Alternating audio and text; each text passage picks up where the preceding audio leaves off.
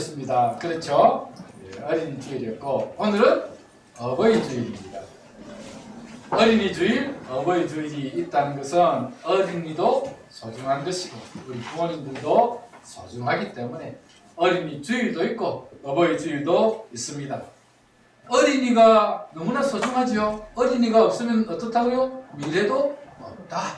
그렇습니다. 어린이가 없으면 미래도 없습니다. 그런데 우리 어버이가 없으면 우리 과거가 없는 겁니다.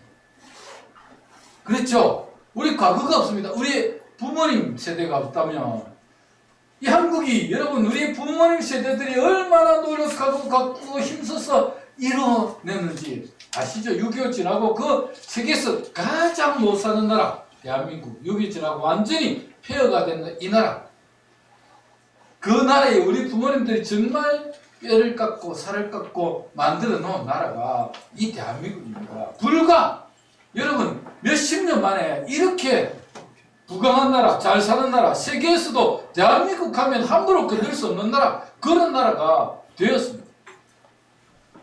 우리 부모님은 과거입니다. 우리 어린이는 미래이지만 우리 부모님은 과거다 이 말씀입니다. 어린이가 없으면 나라의 미래가 사라지지만 어버이가 없었다면 지금 우리는 존재하지도 않았을 것입니다. 성경은 자녀들도 소중히 여기고 사랑과 훈계로 잘 양육할 것을 말씀하지만 부모님께도 효를 다하고 부모님을 즐겁게 할 것을 말씀하고 있습니다. 사실 자녀를 사랑으로 양육하는 것은 인간의 본능입니다. 여러분 잘 알고 계시죠? 내리사랑이라고. 내리사랑입니다. 부모님이 자녀를 사랑하는 것은 본능입니다. 본능. 시키지 않아도 본능입니다. 그래서 누구나 할 수 있습니다. 자기가 낳은 자녀를 사랑하지 않는 부모는 거의 없을 것입니다. 극히 일부는 자녀를 버리기도 하고 학대하기도 하지만 대부분의 정상적인 부모라면 자녀를 너무나 사랑합니다. 그러나 부모를 그렇게 사랑하기는 쉽지 않습니다. 자녀를 사랑하듯이 그렇게 사랑하기는 쉽지 않다라는 것입니다. 자녀를 사랑하는 것만큼 부모님을 사랑하는 사람은 거의 없습니다. 아니 자녀에게 하는 것의 10분의 1도 하기가 어렵습니다. 자녀를 위해서는 여러분 어떻게 합니까? 어떤 힘든 일도 견뎌가면서 그 자녀들에게 좋은 것 먹이고 좋은 것 입히고 싶고 좋은 것 사주고 싶은 게 부모의 마음입니다. 그런데 부모님을 위해서는 그렇게 하지 못합니다. 그렇지 않습니까? 저만 그런가요? 다 그런 것 같죠? 다 그런 것 같습니다. 부모님을 존경하고 사랑하는 일이 그렇게 어렵기 때문에 하나님은 10계명 중에서 5번째 계명, 그것도 1계명부터 4계명은 하나님 사랑, 5계명부터 10계명까지는 이웃 사랑인데 그 첫 번째, 이웃 사랑의 첫 번째 5계명에 뭐라고 기록하고 있습니까? 내 부모를 공경하라. 10계명에 딱 그렇게 써놨다니까요. 어렵기 때문에 쉬울 것 같으면 뭐하러 써놨겠습니까? 하나님께서. 본능이라면 뭐하러 써놨겠습니까? 어렵기 때문에 하나님께서 10계명 중에 딱 넣어가지고 내 부모를 공경하라. 그렇게 딱 기록해놨다니까요.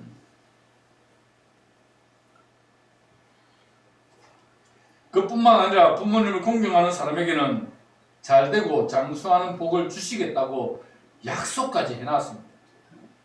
에베소서 6장 1절에서 3절에 보면 10계명에 있는 하나님의 약속을 강조하면서 이렇게 말씀합니다. 자녀들아, 주 안에서 너희 부모에게 순종하라. 이것이 옳으니라. 내 아버지와 어머니를 공경하라. 이것은 약속 있는 첫 계명이니 이로써 내가 잘되고 장수하리라. 너희가 부모님을 공경하면 잘되고 장수하는 복을 주겠다. 딱 하나님께서 그렇게 못을 박아 두셨습니다.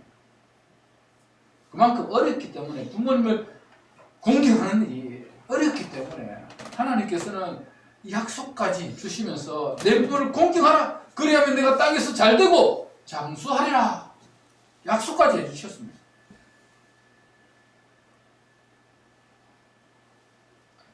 사랑하는 여러분, 부모님을 사랑하고 공경하시기 바랍니다.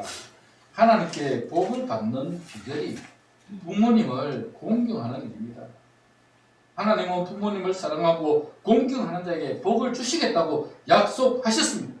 여러분 아시는 대로 우리 하나님은 약속에 신실하신 분이십니다. 약속하신 것은 반드시 지키시는 분이 우리 하나님이십니다. 부모님께 잘하면 복을 받습니다. 여러분 한번 해보십시오. 하나님 믿고 한번 해보십시오. 부모님께 잘하면 복을 받습니다.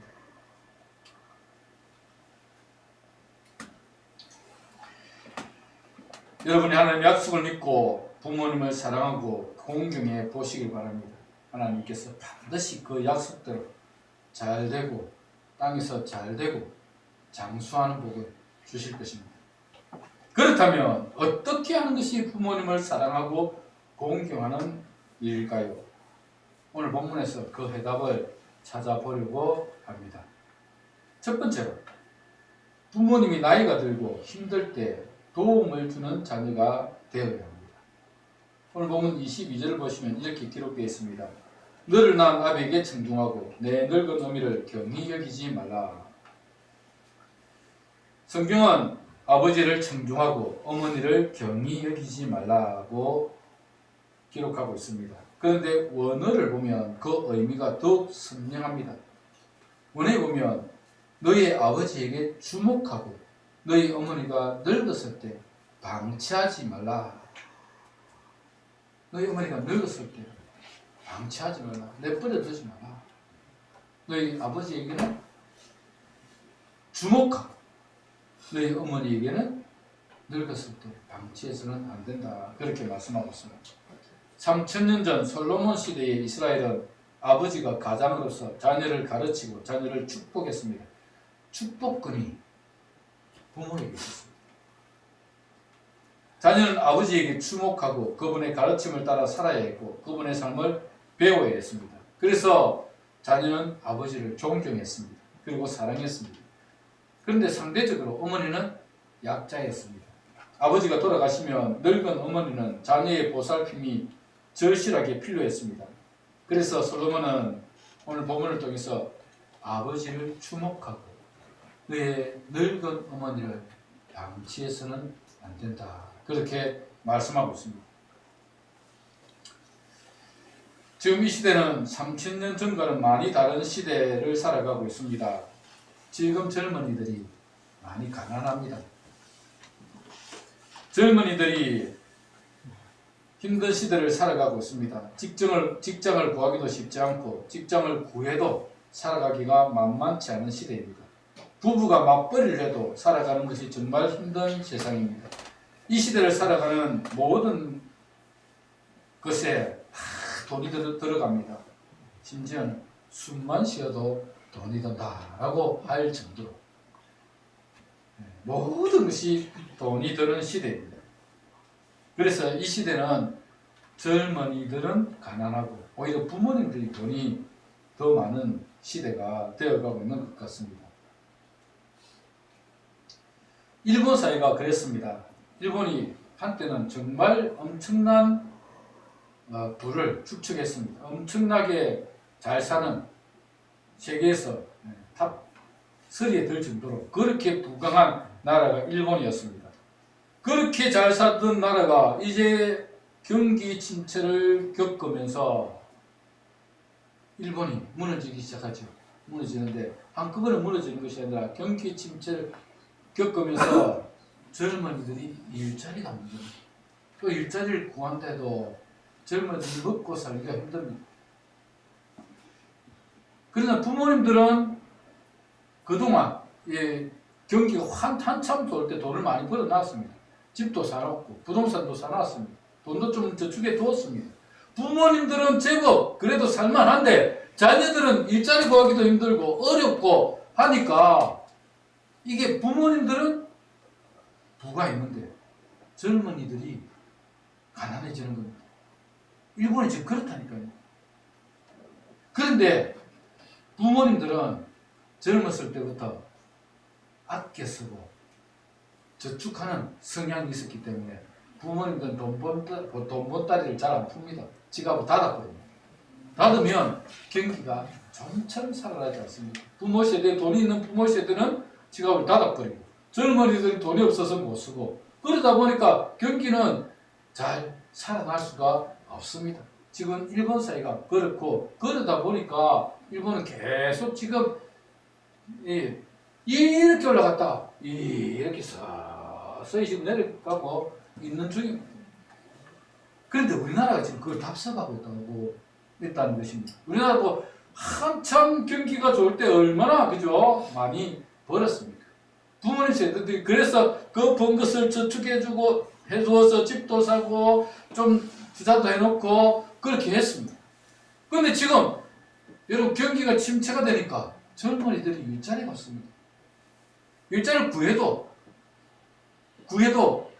여러분 이 너무 물가가 올라버리니까 살아가기가 만만치 않습니다.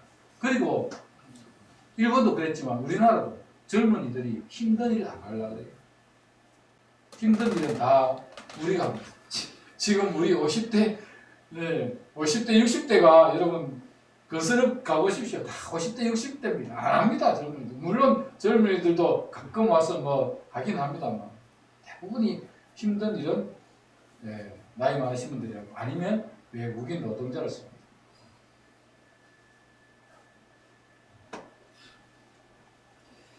우리나라가 일본을 지금 이렇게 답습해 가고 있기 때문에 우리나라도 젊은이들보다 연세 드신 분이 오히려 돈이 더 많은 경우들이 많습니다.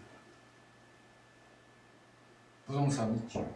그래도 그동안 일했던 것. 그리고 또 어르신들은 잘 안 놀라 그래. 일자리만 있으면 가서 일하려 그러고.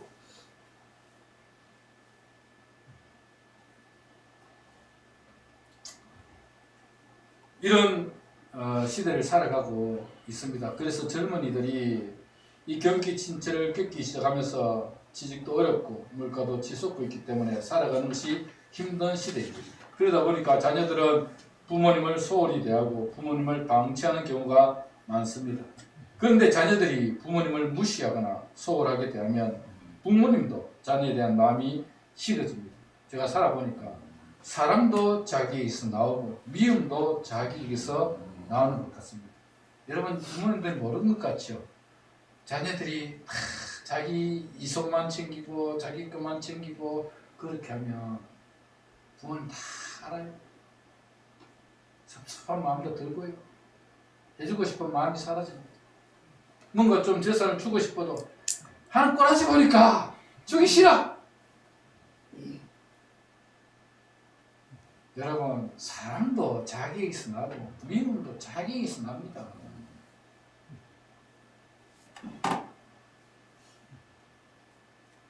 자녀가 어떻게 하느냐에 따라 부모님의 마음이 달라지는 것입니다. 자녀가 자주 안부도 묻고 찾아와서 말벗도 대어드리고 함께 식사나 여행도 다니면 부모님이 정말 행복해합니다. 부모님의 삶을 인정해주고 그분의 노고를 잊지 않고 감사하는 마음을 전할 때 부모는 자녀를 위해 노력한 것에 대한 자부심을 가집니다. 내가 자녀를 위해서 그렇게 수고하고 노력했던 자녀들이 내 노고를 알아주는구나. 자녀들이 내 수고를 알아주는구나. 내 희생을 알아주는구나. 라고 하면서 부모님 마음속에 자부심이 생깁니다.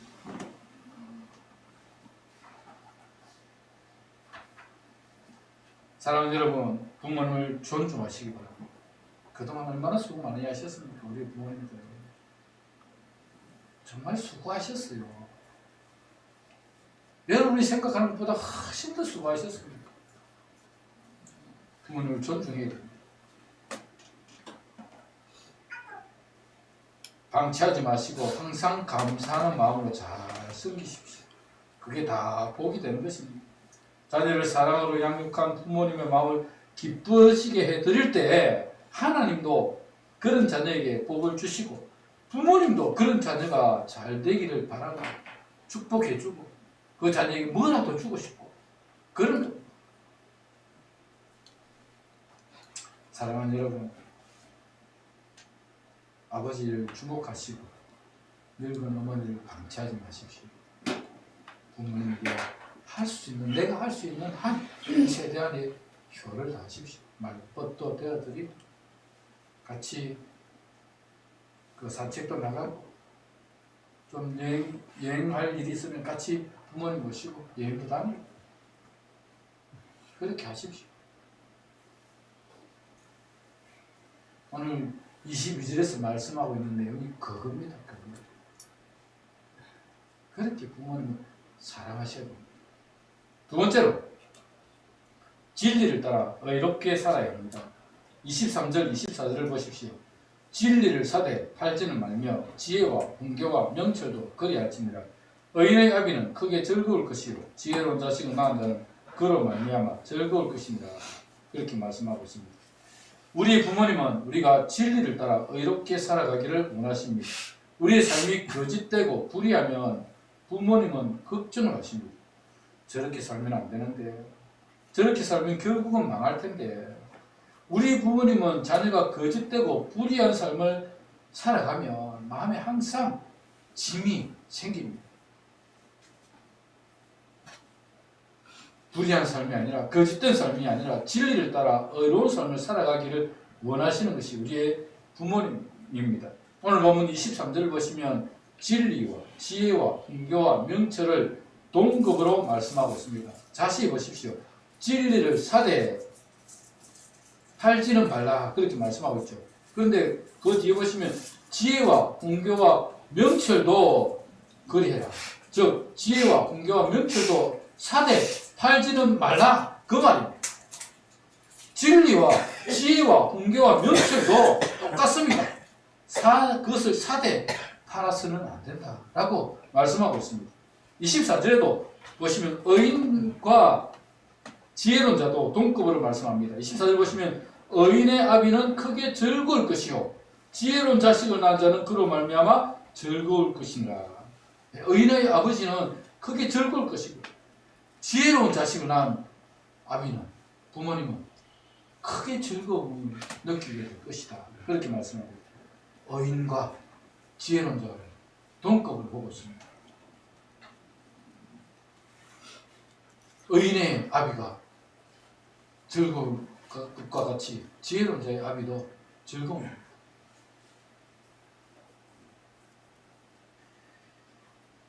진리와 의는 지혜와 훈교와 명철과 연결이 되어 있다라는 것입니다. 여러분 지혜가 무엇입니까? 진리가 무엇입니까? 진리가 뭐라고 생각하십니까? 여러분 세상의 진리는 시대와 역사에 따라 변하는 것들이 대부분입니다. 그리스 로마 시대의 철학자들은 세상 만물의 근본 물질이 물이다, 불이다, 공기다, 흙이라고 생각했습니다. 철학의 아버지라 불리는 탈레스는 땅 위에 자라는 모든 생명은 물 없이는 살아갈 수 없기 때문에 생명의 원천은 물이다 라고 강조를 했습니다. 그렇죠. 땅 위에 있는 모든 생물들 물 없이 살아갈 수 있습니까? 우리 인간도 몸의 거의 70%가 물입니다. 그래서 탈레스는 물이 생명의 원천이고 근원이다 라고 이야기했습니다. 아낙시메네스는 공기가 만물의 근원이라고 주장했습니다. 왜냐하면 물을 끓이면 수증기가 올라오지 않습니까? 물을 끓이면 그것이 공기가 된다고 생각했습니다. 그래서 그 물도 공기가 변해서 만들어졌기 때문에 공기가 생명의 근원이다 라고 그렇게 주장을 했습니다. 헤라클레이토스는 불이 만물의 근원을 이루는 근본적인 요소다라고 주장을 했습니다.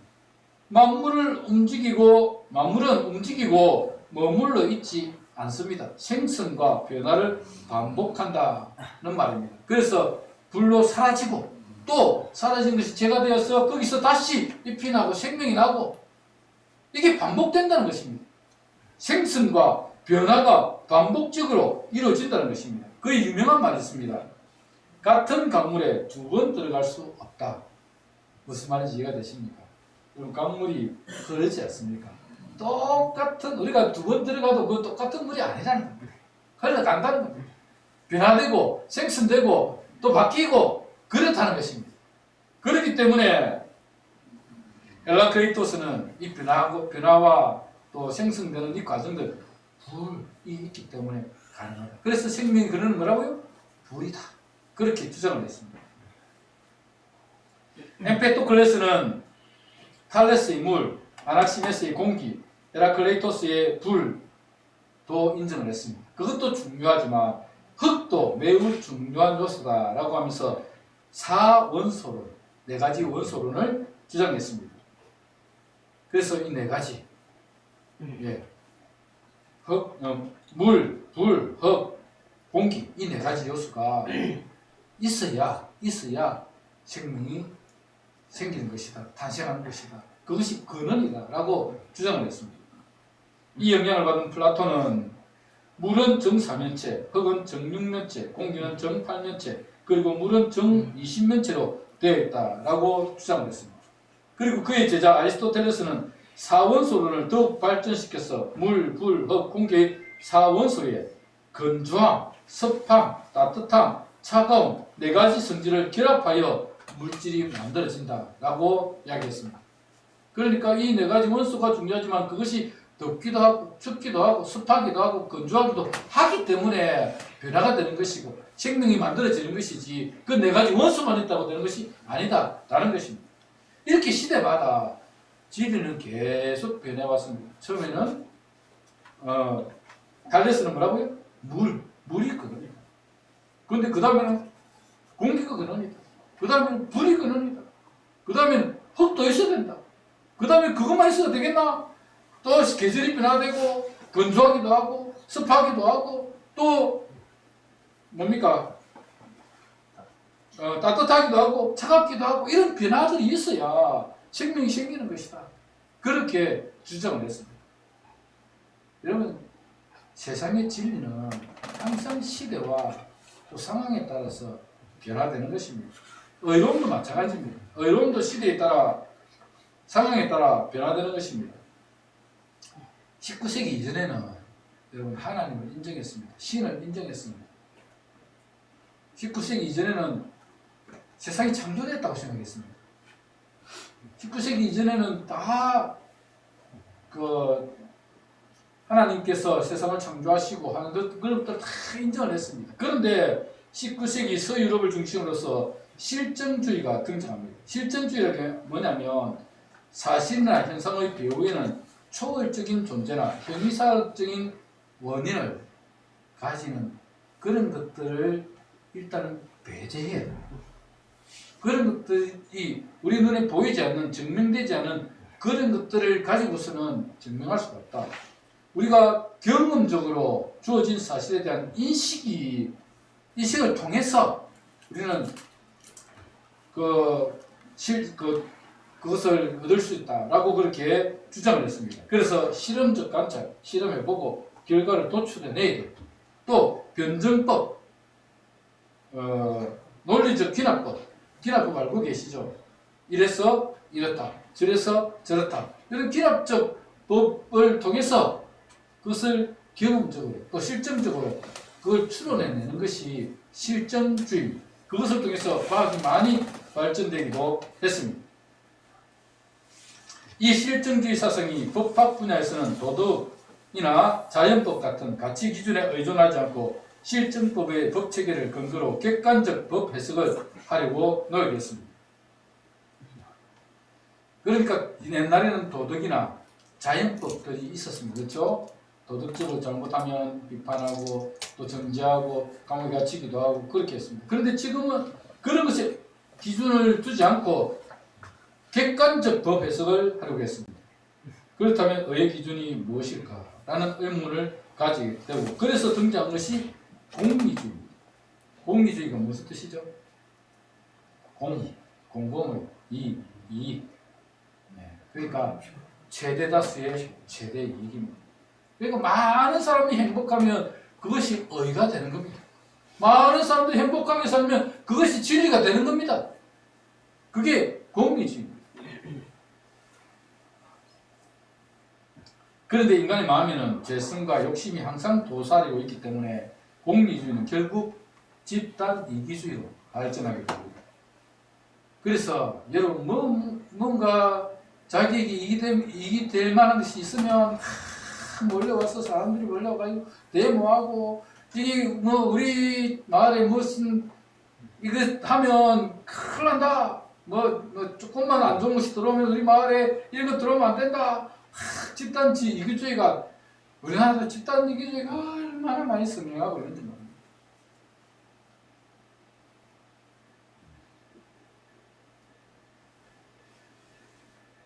그리고 이것은 결국 국가의 이기주의로 나아가게 되고 자국의 이익을 위해서라는 어떤 일도 할 수 있다는 것으로 변질되었습니다. 지금 미국의 트럼프 대통령 여러분 미국의 이익을 위해서는 아무것도 필요 없습니다.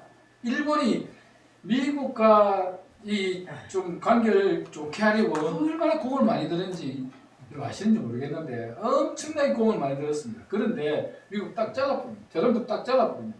모든 나라의 관세는 10%다. 그리고 중국은 80%다. 심지어는 100몇 프로다. 이렇게 때려버리는 거예요. 지금 미국은 관세 전쟁을 합니다. 그것을 통해서 미국이 살아나려고 하는 겁니다. 국가의 이기주의, 국가의 이기주의. 지금 세상을 보면 참 혼돈한 세상이 되어갑니다. 진리, 의, 그것의 기준이 사라지고 인간적인 생각, 판단, 또 실정, 법 이런 것들을 다 인간의 토대 위에서 다 씌우려고 하니까 무너지고 혼돈만 생기는 겁니다. 절대 기준이 없다 보니까 시대마다 진리와 의는 변화되고 있는 것 같습니다. 그러나 오늘 솔로몬이 말씀하고 있는 진리와 의는 변하지 않는 하나님의 말씀에 기초를 하고 있습니다. 진리는 지혜와 훈계와 명철과 동급으로 사용하고 있고 의는 지혜와 동급으로 사용하고 있다고 말씀을 드렸습니다. 이 지혜와 훈계와 명철은 하나님의 말씀을 의미합니다. 인간에게서 나오는 진리는 절대 진리라고 말할 수 없습니다. 시대마다 환경마다 변화되게 되어 있습니다. 유일한 진리는 인간에게서 나오는 것이 아니라 변치 않으시는 하나님에게서 나오는 것입니다. 하나님의 말씀은 3500년 전 모세가 시내산에서 받아 내려온 때부터 변하지 않는 진리의 말씀으로 우리들 가운데 적용되고 있습니다. 재성을 가지고 있는 인간들도 함께 더불어 살아갈 수 있는 방법을 하나님은 제시해주고 있습니다. 예를 들어서 이렇게 땅을 많이 가진 부자들이 곡식을 거둘 때에 하나님은 뭐라고 말씀하셨습니까? 반 모퉁이에 있는 곡식 다 베지 마라. 그것은 가난한 자와 짐승들을 위해서 남겨두라. 아니 부자들이 다 빼버리면 가난한 자들 뭐 먹고 삽니까? 그 모퉁이에 있는 그런 곡식이라도 베어서 아니면 이삭이라도 주워서 먹고 살아야 되는데 짐승들이 먹을 수 있는 것들이 좀 남겨둬야 되는데 인간이 부자가 자기 다 베어버리고 그러면 가난한 자는 굶어 죽어야 됩니다. 짐승들은 먹을 것이 없어서 굶어 죽어야 됩니다. 그런데 하나님은 그렇게 하지 말라는 것입니다. 가난한 자를 위해서 짐승을 위해서 남겨두라 그렇게 말씀하고 있습니다. 혼자만 잘 먹고 잘 살겠다고는 인간의 이기적인 생각을 변화시켜서 어렵고 힘든 사람들도 함께 살아갈 수 있는 세상을 만드시려는 것이 하나님의 계획입니다. 그래서 하나님은 이런 법들을 통해서 인간들이 더불어 함께 살아갈 수 있도록 만들어 주시는 것입니다. 우리 부모님들은 우리가 세상을 살아가는 동안에 하나님의 진리를 따라 의롭게 살아가기를 원하십니다. 그것이 복이 된다는 것을 알기 때문에 세상을 살아오신 우리 부모님들은 그것이 복이 된다는 것을 알기 때문에 선을 행하며 베풀면 나눠주면 그게 복이 된다는 것을 알기 때문에 자기 욕심만 채우고 모든 것을 없는 사람 끝까지 다 빼앗아서 그렇게 자기 욕심을 채우려는 그것이 복이 되지 않다는 것을 알기 때문에 하나님 부모님은 우리 자녀들이 진리를 따라 의롭게 살아가기를 원하고 계십니다.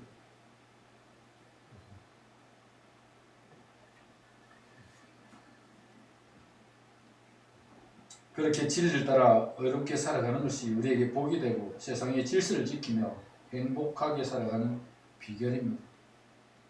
우리 부모님들이 그렇게 살아가기를 원하는 것처럼 그렇게 살아가는 것이 복된 삶이다라는 것입니다. 마지막 세 번째는 자녀의 마음과 눈이 부모에게로 향해 있어야 합니다. 오늘 보면 26절을 보십시오. 내 아들아 내 마음을 내게 주며 내 눈으로 내 길을 즐거워할지어다. 그렇게 말씀하고 있습니다. 이는 부모님의 가르침을 따라 살아갈 것을 권고하는 말씀입니다. 자녀의 마음이 부모님께 있고 자녀의 눈이 부모님의 길을 즐거워하며 그 길을 따라 살아가야 한다라는 말씀이죠. 자녀가 부모님의 말씀에 순종할 때 부모님은 가장 기뻐합니다. 부모님은 세상을 많이 경험했기 때문에 자녀보다 세상을 많이 알고 있습니다. 어떻게 세상을 살아가는 것이 지혜로운 길인지를 알고 있기 때문에 자녀들에게 바른 길을 가르치려고 하는 것입니다. 자녀는 세상을 많이 살지 못했기 때문에 세상에 나가면 무엇이든지 할 수 있는 것 같고 성공할 수 있을 것 같습니다. 그런데 여러분 세상을 살아보니 어떻습니까? 여러분은 세상이 그리 만만치 않다는 것을 아실 겁니다. 살아보니까 경험해보니까 세상이 그렇게 만만하지 않습니다. 세상을 살아보니까 저도 살아보니까 때로는 사기도 당하고 때로는 나쁜 사람들에게 게임을 당하기도 하고 세상이 그렇게 만만치 않습니다. 세상은 우리의 생각대로 움직이지 않고 우리의 뜻대로 되지 않습니다. 그래서 세상을 경험한 부모님이나 은사들의 가르침을 따라서 살아가야 합니다. 성경에 보면 예수님께서 하신 유명한 비유가 있습니다. 탕자의 비유. 탕자의 비유 다 알고 계시죠? 한 부잣집에 두 아들이 있었습니다. 큰 아들은 아버지의 말씀에 잘 순종해서 아버지와 함께 농사를 지으면서 함께 살고 있었습니다. 그런데 둘째는 도시에 가서 장사를 하면 돈을 엄청 벌 것 같거든요. 그래서 아버지에게 때렸습니다. 아버지, 저에게 주시는 유산을 미리 주시면 제가 도시에 가서 장사를 해서 돈을 많이 벌어오겠습니다. 그래서 아버지께 효도하겠습니다. 막 자신만만하게 이야기했습니다. 아버지가 보니까 참 얘가 아무것도 모르는 세상 물정도 모르는 애거든. 안 된다. 니 도시에 가면 잘 될 것 같지만 아니다. 안 된다. 그냥 아버지와 함께 여기서 농사 지으면서 살아라. 이야기했습니다. 그런데 둘째가 막대를 썼죠. 아닙니다 아버지. 저를 못 믿으십니까? 정말 도시에 나가면 정말 장사해서 엄청나게 많은 돈 벌 자신 있습니다. 유산 물려주십시오. 자꾸 때를 쓰니까 아버지가 할 수 없어서 유산을 물려주었습니다. 그러니까 둘째가 다 그 농밭 다 팔아가 정리해가지고 돈을 가지고 도시로 갔습니다. 가서 가니까 친구도 없고 낯선 사람들 분위고 환경도 다르고 그래서 일단 친구들 사귀기 위해서 돈 가지고 있는 돈을 가지고 밥도 사주고 술도 사주고 그렇게 했습니다. 그러다 보니까 성경 보니까 거랑방탕하게 살다가 그렇게 술 먹고 또 술집 여자들과 그렇게 지내다가 친구들 만나서 지내다가 있는 돈 다 까먹고 가진 것이 다 없어져 버렸습니다. 그러니까 어떻게 됐습니까? 있는 것 다 사라지니까 친구들이 다 떠나갔습니다. 돈 복원 친구들 다 사라지고 없습니다. 하필 그때에 그 해에 큰 흉년이 들었습니다. 그러니까 돈은 없지, 일자리도 없지, 어떻게 되겠습니까? 겨우 얻는 게 돼지 치는 일자리를 얻었습니다. 근데 돼지를 치려고 하는데도 흉년이니까 먹을 것조차 구하기가 힘들었습니다. 배가 고프니까 돼지가 먹는 쥐염열매라도 먹겠다고 찾아보니까 그마저도 배불리 먹을 수가 없었습니다. 그런데 내 아버지의 집을 떠올려보니까 내 아버지 집에 사는 하인들은 배불리 먹고 따뜻한 집에서 자고 그래서 내가 아버지 집으로 돌아가야 되겠다 라고 생각하고 그제서야 아버지 집으로 돌아갔습니다. 여러분, 부모님은 우리보다 세월을 많이 살았기 때문에 철없는 우리들보다도 잘 알고 있습니다. 그래서 자녀는 그 마음이 아버지께로 향해 있어야 되고 아버지의 길을 즐거워해야 됩니다. 아버지의 길을 즐거워한다는 게 뭡니까? 아버지의 가르침을 따라서 사는 겁니다. 아버지가 좀 충고해주면 세상을 많이 살으신 어르신들이 아버지가 충고를 해주면 그걸 받아들이고 그 그렇게 아버지의 길을 따라 순종하며 살아가야 되는 것입니다. 부모님의 마음이 그겁니다. 부모님의 기쁨이 그겁니다. 자녀들이 부모님의 뜻을 따라서 내가 세상을 살아보니까 철없이 그렇게 살면 안 되는구나. 그래서 부모님이 이야기해주면, 충고해주면, 공부하며 듣고 이렇게 순종하며 살아가는 것이 부모님의 기쁨입니다. 우리가 다 읽지는 않았지만 아버지가 자녀를 위해 하는 충고가 앞에도 나오고 뒤에도 나옵니다. 뒤에 것만 보시면 이렇습니다. 27절에 보면 음녀를 조심하라 그렇게 말씀하고 있죠. 그리고 28절에 보면 그 음녀는 마치 강도 같아서 매복하여 있다가 사람들에게 가진 것을 다 가져가게 될 것이다. 그렇게 말씀하고 있습니다. 여러분 그렇죠? 특히 남자들. 남자들 참 어리석은 게 여자들이 와서 뿔을 살랑살랑 치고 막 사랑하는 것처럼 하면 그 진짜 사랑하는 줄 알고 다 착각해 넘어갑니다. 그런데 한번 생각해 보십시오. 모르는 여자가 나에게 접근하는 건 무엇이 있겠습니까? 저같이 나이 많고 뭐 별 설모도 없고 이런 남자 젊은 여자가 와서 막 꼬리를 흔드는 이유가 무엇입니까? 그가 가지고 있는 것 그거 뺏어가겠다고 그렇게 접근하는 겁니다. 그것도 모르고 나이 많은 이 늙은 남자들이 여자들이 좋다고 쫓아오니까 원래 하고 쫓아가면 어째 되죠? 여기 나온 그대로 강도같이 그거 가지고 다 빼앗아가고 나서야 그때서야 깨닫는 겁니다. 어리석은 남자들이야 젊은 여자들이 뿌리치고 오면 넘어가지 마세요. 절대로 여러분 좋아서 오는 거 아닙니다. 다 빼앗아 가려고 오는 거. 그런데 우리 아내는 어떻습니까? 우리 아내는 우리 사랑하는 가족을 위해서 우리 가족들이 행복하게 살아가기 위해서 노력합니다. 내 아내가 가장 소중합니다. 남의 여자 아무리 젊고 예뻐도 내 아내만 못합니다. 내 아내가 가장 아름답고 복된 여인입니다. 그걸 깨달아야 됩니다.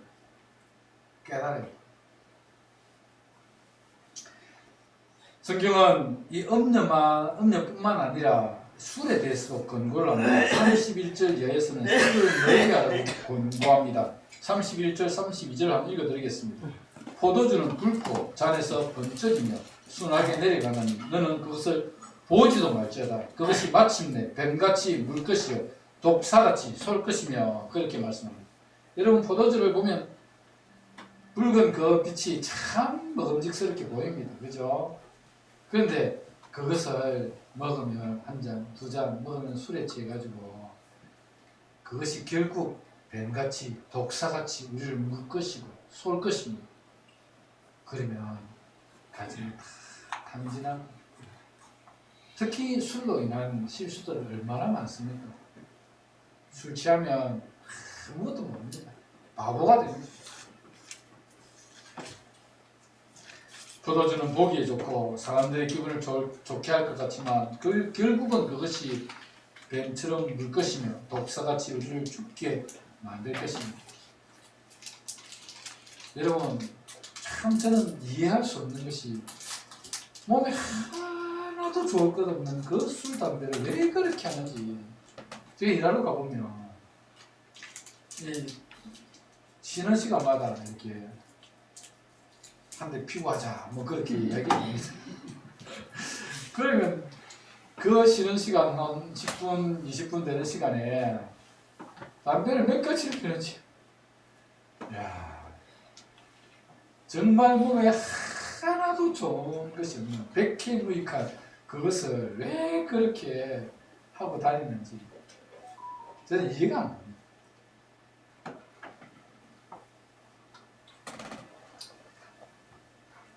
여러분 술, 담배 좋아해서 우리 이웃된 거 하나도 없습니다. 그래서 성경은 계속해서 우리를 향해서 권고합니다. 안 하는 게 좋다. 술, 그거 가까이 하다가 결국 폐가 망신당한다. 그렇게 권고하고 있는 것입니다. 우리 부모님들도 마찬가지일 것입니다. 우리가 이 술로 인해서 음료, 여자들로 인해서 폐가 망신하는 걸 보면 얼마나 가슴이 아프겠습니까? 그렇게 살지를 원하지 않습니다. 우리 부모님들. 그래서 우리 부모님들의 그 말씀에 순종하고 우리 부모님 뜻을 따라서 그렇게 멀리할 것은 멀리하고 진리 또 의로움을 따라서 우리가 살아가야 되는 것입니다. 오늘 어버이 주일을 맞이하여 우리 부모님께 효도하는 방법에 대해서 생각해 보았습니다. 나이 드신 부모님을 외면해서는 안 됩니다. 부모님을 주목하시고 아버지를 주목하시고 늙은 어머니를 외면해서는 안 될 것입니다. 여러분도 나이가 들 것이고 늙은 부모가 될 것입니다. 그리고 부모님의 뜻을 기억해야 합니다. 진리를 따라 의롭게 거룩하게 살아가려고 노력하시기 바랍니다. 그리고 부모님의 말씀에 순종하십시오. 우리보다도 더 오래 사신 분들이고 경험을 많이 하신 분들입니다. 자녀가 잘 되라고 자꾸 잔소리를 합니다. 부모님의 잔소리라고 듣지 마시고 그 말씀을 꼭 씹어보십시오. 여러분의 피가 되고 살이 될 것입니다. 사랑하는 여러분들, 여러분들의 부모님을 잘 섬기고 공경하시기 바랍니다. 그것이 여러분이 잘 되고 장수하는 비결입니다. 하나님은 그렇게 부모님을 공경하는 자에게 복을 주시겠다고 약속하셨습니다. 아버지 주일을 맞이하여 여러분 모두가 부모님을 공경하고 사랑하고 효를 다하는 여러분 다 되시기를 주님의 이름으로 축복합니다. 말씀을